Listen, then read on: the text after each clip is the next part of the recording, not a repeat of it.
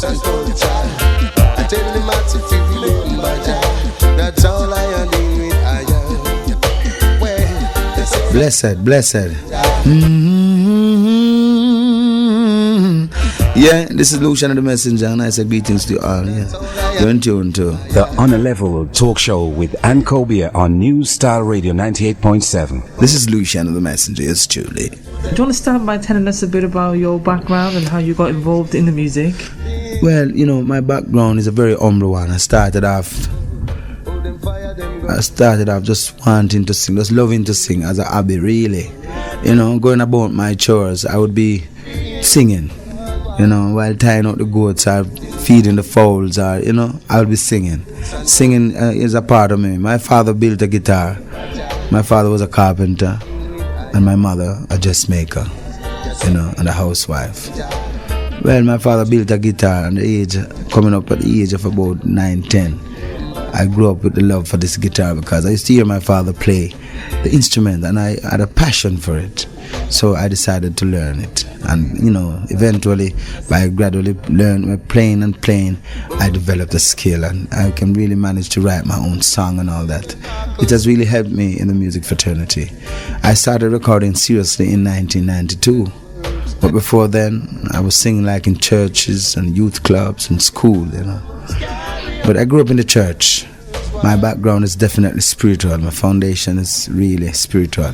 So whatever I sing, it will depict a certain form of spirituality and religious vibes, you know. And when did you get your first break in the music business? My first song that I recorded was Ebony and Ivory, which was a cover version from Brother Stevie Wonder and Paul McCartney's song. Ebony and Ivory. It was released, but it didn't give me that big break until I think my first break was Shake It Up Tonight that I did for Mr. Freddie McGregor from Big Ship label. In the UK, I was recognized even before in Jamaica. People thought I was a British singer, you know. After a while, I had to prove to them that I was a country boy. I come from Manchester, you know. I was born in Manchester in the central parish of Jamaica, way up in the hills, you know. I had to carry water and go look wood and all them things then. Very humble setting. But my mother and father had 9 of us, 5 girls and 4 boys.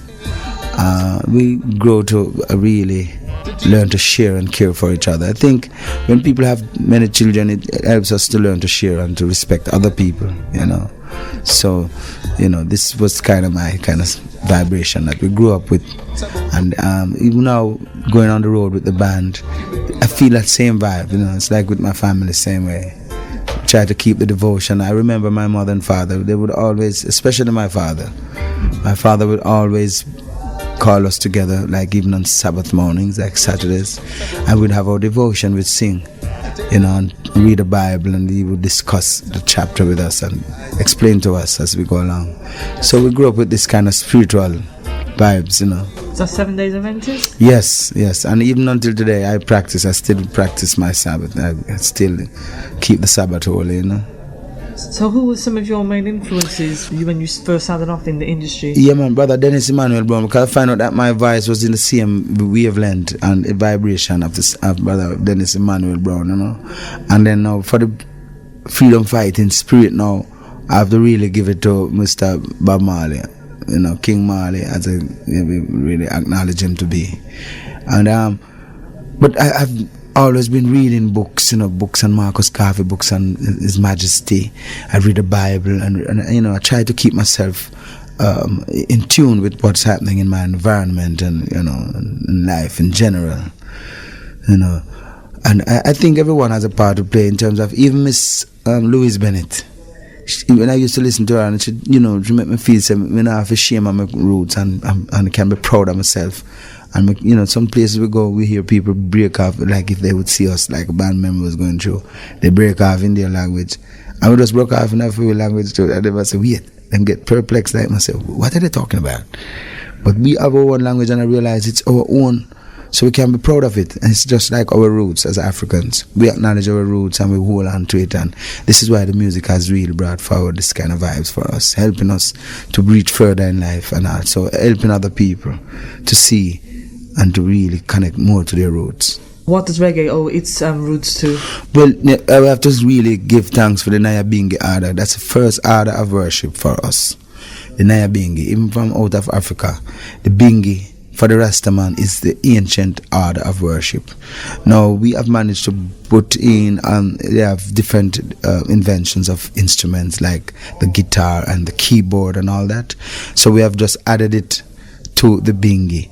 So you find out that technology really helped us to expand and to improvise with music and come up with some new creations and new variations. But we have to give thanks for the drum. The drum was the first instrument that we grew up to know. Well, the voice is the first instrument, and then the drum was the first accompaniment instrument that we really tried to sing along with, After that, the tambourine come in, and then in the rumba now, the rumba then bringing the grater and they bringing the rumba box and all that. But it was anything that they could catch, because a man would play even a chime and get a sound from it. A man play a great and get a nice sound from it. And we find out that as time progresses, a man invent a new instrument, the bamboo scraper. You just cut some grooves in the bamboo, and you have a next piece, like a piece of stick to pass over it. So it gives you a kind of grit sound, But we have to give thanks for the Nyabingi order. Out of the Nyabingi has come all this, It's just like all of us as Africans who are scattered in the four corners of the earth. We have to look to Africa, we have to really remember where we're coming from. The sound of the drum was our means of communicating with each other. And until today, the drum is one of the main instruments in our music. The kick, the drum kick, So the bass goes along to complement the bass, the drum, And then the guitar and the flute and all different things just add on to complement the whole orchestra of the music. You talk about Nyabingi, but what about other genres that came before the Nyabingi kind of element came into reggae music? What about mental and I think that all of folk traditions? All of these coming out of the same one order, because to me, now I'm speaking from a Rasta perspective, because for example, people from Trinidad and those places, Haiti and those people, they might have gravitated more to the Kumina, because there's revival drumming. Revival drumming is more deal with those people who are more evangelistic, so they beat their drum with a more successive repeating of the drum, and then you find out that it has a different variation and different vibration of music, and it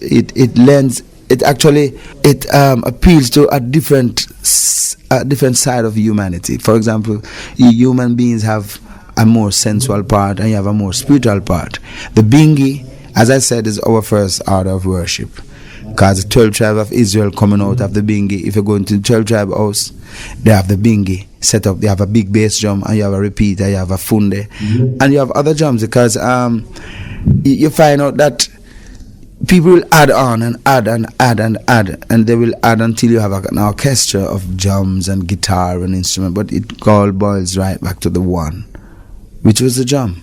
So people find different music from the drum. You have kumina, you have calypso, you have salsa, samba, and all different things. But our first order of worship as Rastafarian is the Nyabingi order.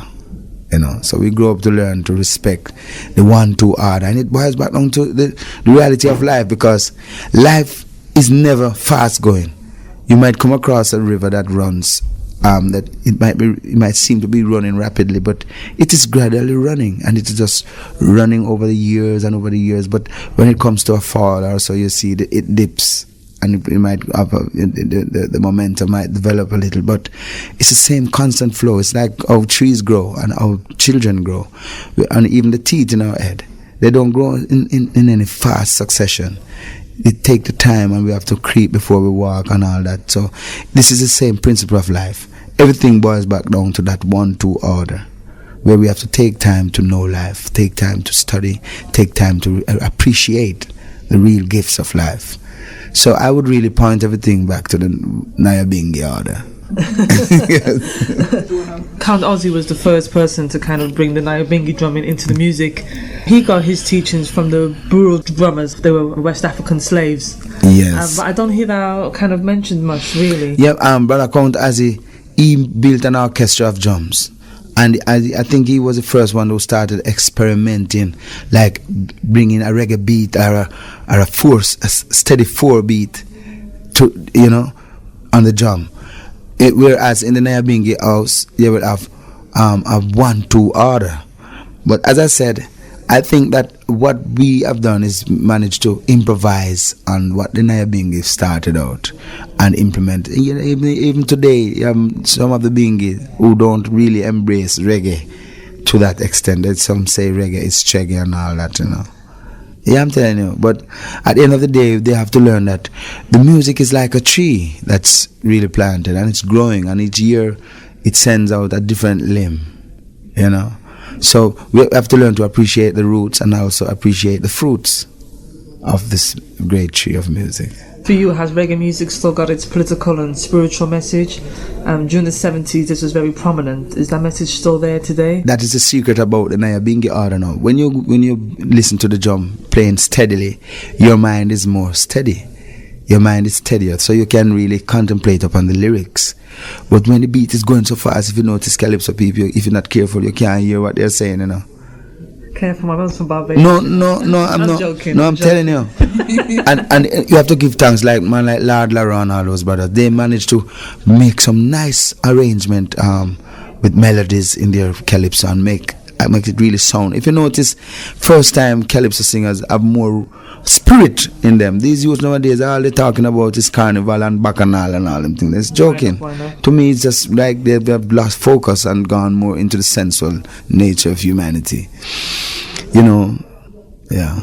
So what do you think of modern day urban music like R&B, and you've got garage, drum and bass? Do you see some of these genres as in aspects of their creation to reggae music? But if you notice, that's why I say everything, as the Bible says, as it was in the beginning, so shall it be in the everlasting, or in the end. But I say everlasting, everything come right back around full circle. And if you notice, even the R&B, those hip hop, they're not any fast moving kind of rhythms, They are really like a 1-2 kind of order, But what they do is kind of just leave out the Nyabingi vibes, like the drum. So they just leave out the repeat and all of a sudden just bring in their own, like the organs and their keyboard and their guitar, But at the end of the day, you have to acknowledge that the 1-2 order is the real foundation.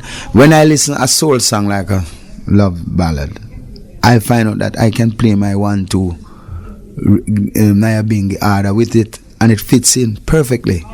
In the reggae beat, the reggae boils right back down to the Nyabingi. All that they have added and complemented the 1-2 order into a straight 4 or added on their own variation of keyboard and different variation of like saxophone and so on.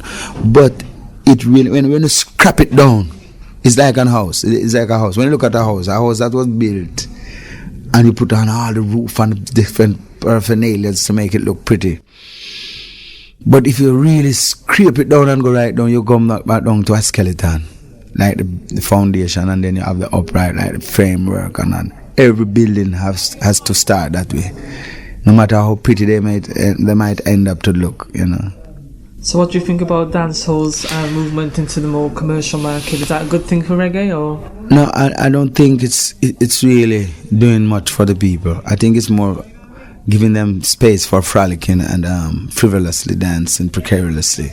I think there's a great danger right now for the youth and these people right now. For example, if you should just be there dancing and talking about on the river and fly the plane and everything, to me, this is just like one aspect of life.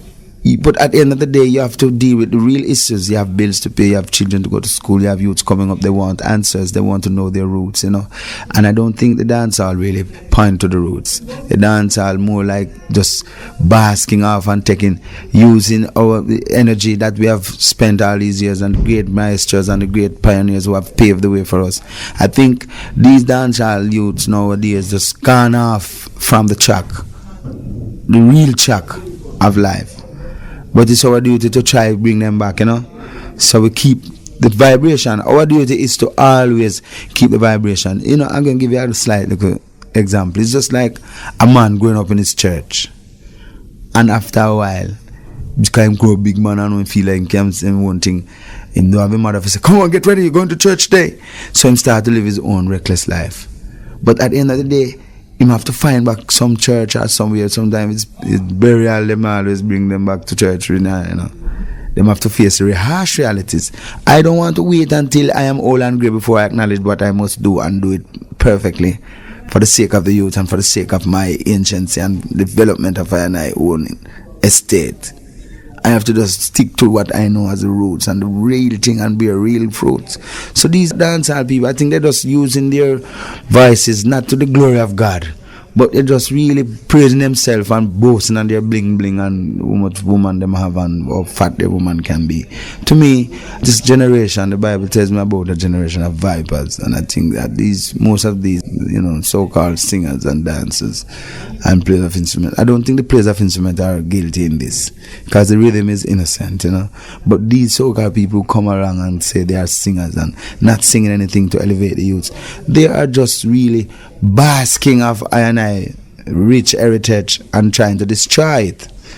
So our duty is to keep focused still and remind them and just try to be there as an example that at the end of the day, when they hit the roof or when they hit, because they must hit the roof one day, I could use example without hesitation. Look at Brother Shabba Ranks. Shabba Ranks has a very powerful voice, but he didn't use it to the glory of God. So today, where is he? Look at Tupac. Tupac and all them great in the hip hop world, but they never use them voice to the glory of God Almighty. The Bible says, if a man build a house and don't build it in your name, behold, labor it in vain. And this is what I think is happening to many of these so-called dancehall acts. Today they rise and tomorrow they're gone. They're like grass, rise in the morning and in the evening they wither away, I told my baby not to wake me, not even for a cup of tea. Whoa, no, who could it be now? Who could it be now? Yes, who could it be now? Knocking on the Rastaman's door. Who could it be now? Who could it? So what about artists like Sizzlo who are Rastafarian artists, and they're very conscious artists, do some great works, but they also sing slack songs from time to time. Yeah, some of these brothers are confused. I think that brother Sizzlo is still searching to find himself. When he was with me, I used to tutor him and guide him in the pathway, but after a while I couldn't take it no longer. I had to go on my own thing and set up my thing, because I'm a soul like this. I'm October born. I can take so much, but not too much, And when I reach high boiling point, I have to just splurt or leave or, because I don't want no one to get hurt. You see what I'm saying? Right now, I work hard with Exterminator label, because when I started doing my work with Exterminator, it's all about poor and simple. One-way ticket. Lord, give me strength. It's me again, John. Great music to build the empire. And after a while, I find out that Sizzlo was sneaking in with careless thing like smoke herb and get whatever tart and start cuss a lot of cloth and all those things. To me, that was not right. And that is still not right. And some of these brothers, not only Sizzlo, but even Capleton, they go off singing some derogatory things. I think they're just caught up seeing the bling bling out there and probably get red eye, But me as a Rastaman, I see myself as a high priest. I cannot go and mix up myself. I can't really just go sell out my heritage for that. I'm not looking hit tune or looking any publicity. I think that, and I know that my work is about reminding the people and about strengthening the heritage and reminding the people of their roots. So I just stick to that, There are many people, many Rastafarians who put on the turbans and things, but they're not really having the high priest. They have the high priest statute, but they don't have the principle of the high priest.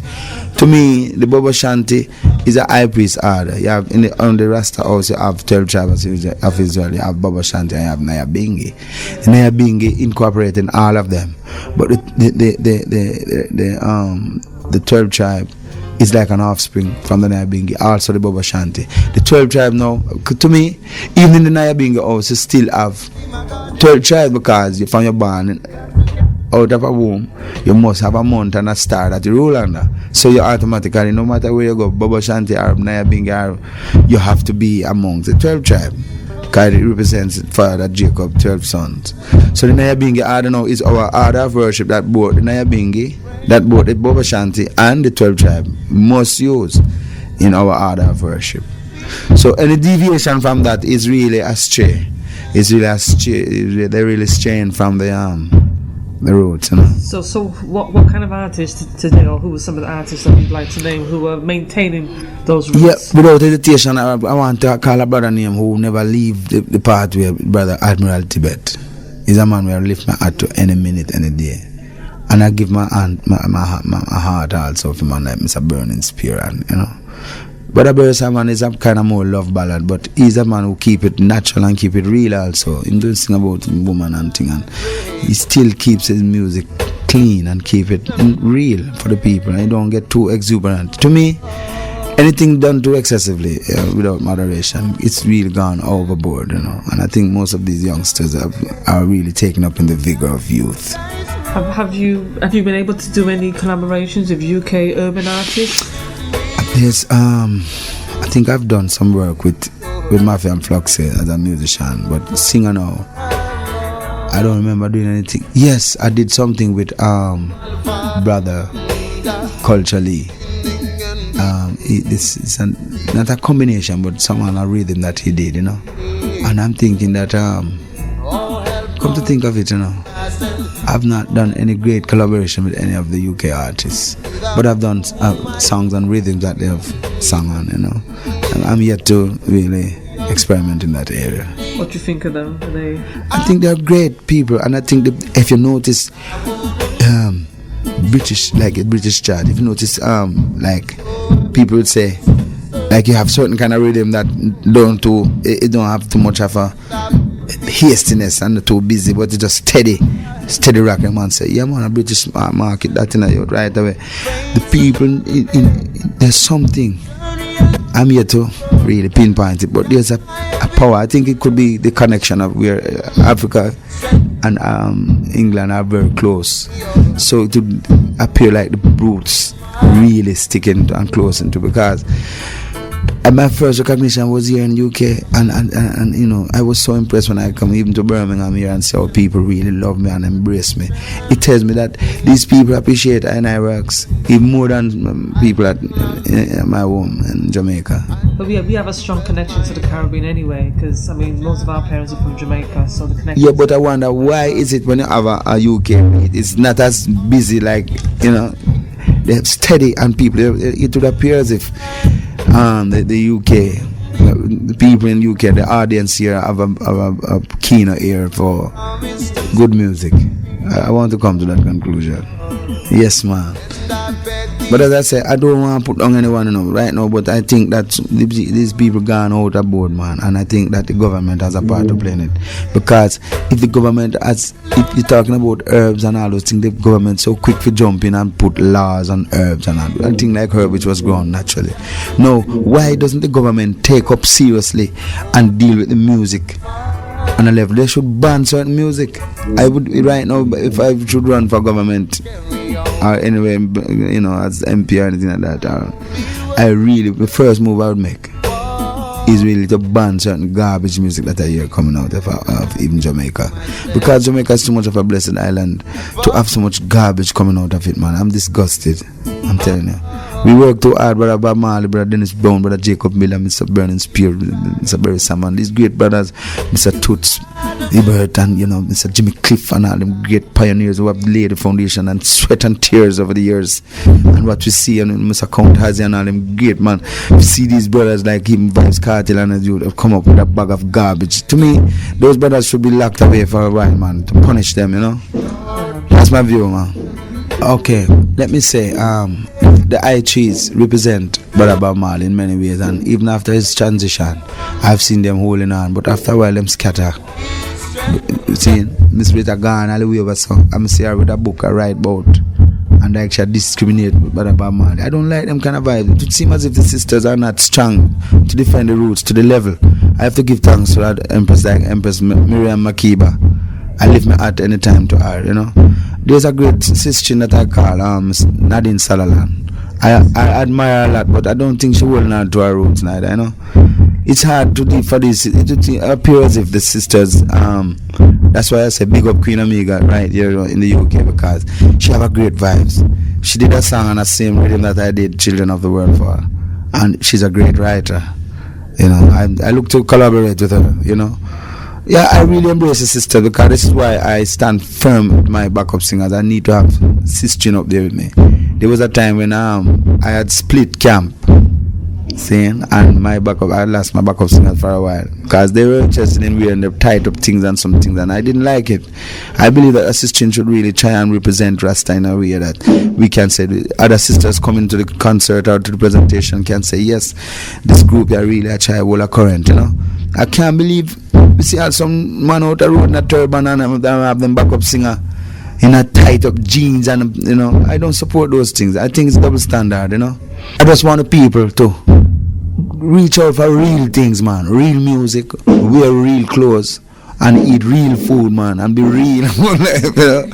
And just really take up the goodness of life, because the best things in life, man, we are entitled to them, man. Let us listen good music, watch good movies. Don't make our children listen garbage and watch garbage, man. We have to be able to screen out. It's like how we make sure we screen our food and make sure not everything goes into our mouth. Do that also with the soul food, because the soul food is even more important than what we eat today. You know, a man can eat a thing and today and tomorrow and find bitters and anything to purge himself. But music, if a man loses his soul right now, means that he's in serious trouble, you know. So let us remember the Almighty in all our doings and give glory to Jah, not ourselves. Because it was the Almighty who made us and not ourselves, you know. Serious times require serious measures. Let's make an effort to get together. Serious times require serious measures. Let's put away the war and crime. It's life we should treasure. Violence gets so monotonous. Killing no longer surprises. Suicide rate is ridiculous, and life is as cheap as dust. Children are being abused every day. Church leaders, some of them gone astray. Shallow graves found on the highway. The whole world in disarray. Serious times require serious measures. Let's make an effort to get together. Serious times require serious measures. Let's put away the war and crime. It's life we should treasure. Yeah, this is a serious time, man. We have to take our lives in our hands, man. Take our children, our youth in serious consideration. And I don't like what's going on, and I have to put a stop to it right now. Serious measures, you know. I want to just commend the sisters. Give thanks, Empress. Yeah, man, you're doing well. You're doing a great work. Keep up the good works, you know. Thank you. Rastafarian. Ja. Yeah, man.